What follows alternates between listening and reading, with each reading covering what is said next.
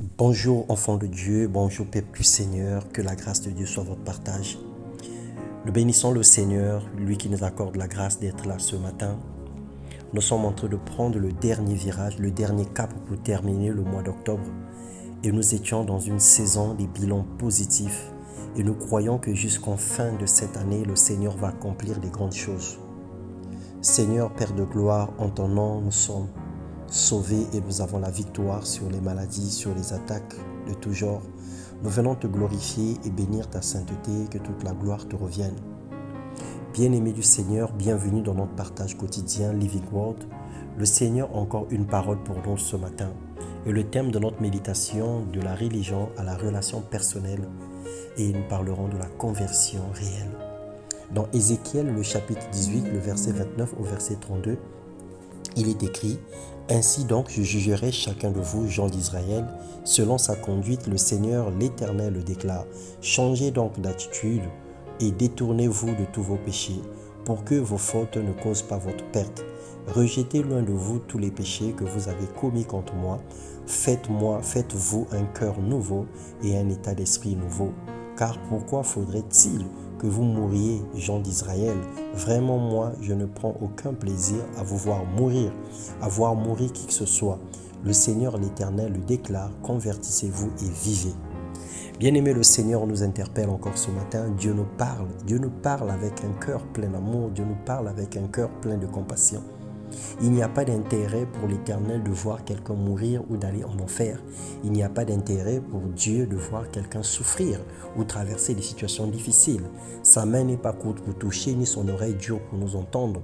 Mais ce sont nos crimes, nos fautes qui nous séparent de lui, régulièrement et quelquefois, selon Ésaïe 59, le verset 1.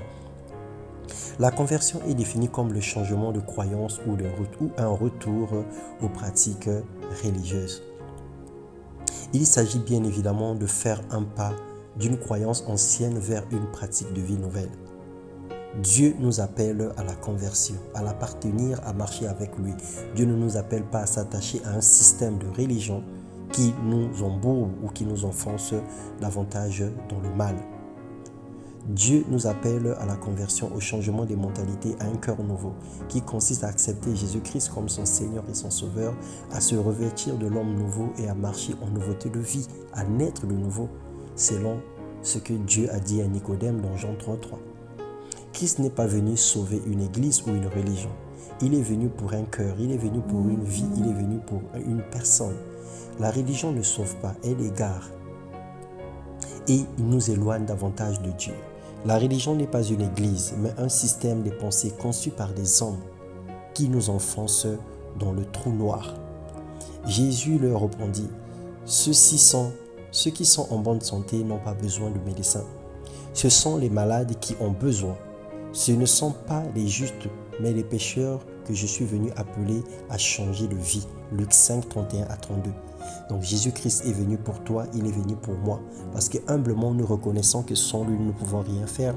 Humblement nous reconnaissons que nous sommes les hommes et les femmes dont les lèvres sont impures.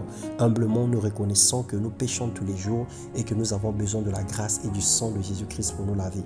Jésus est mort et ressuscité pour le salut de quiconque croirait en lui et de celui ou celle qui se reconnaîtrait comme étant pécheur et perdu. Il n'est pas question d'une religion, mais d'une relation personnelle avec le Seigneur.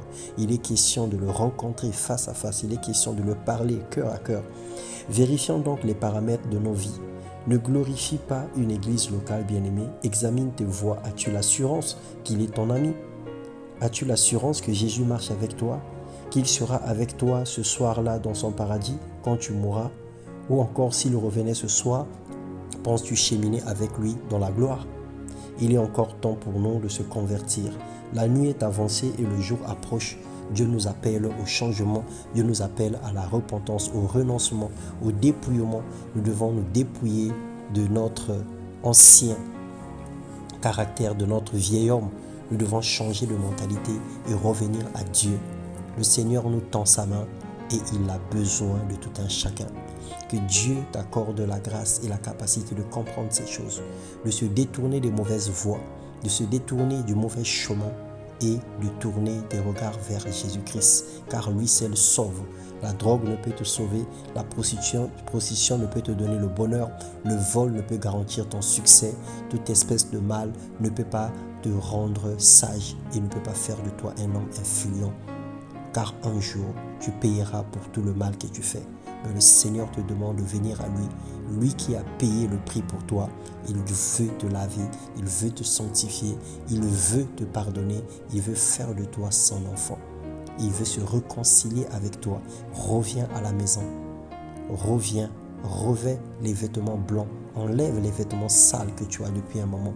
Prends la robe que le Seigneur te donne et marche avec lui. Que Dieu vous bénisse et vous accorde une longue vie et la capacité de le servir de tous vos cœurs dans le nom de Jésus-Christ. Amen.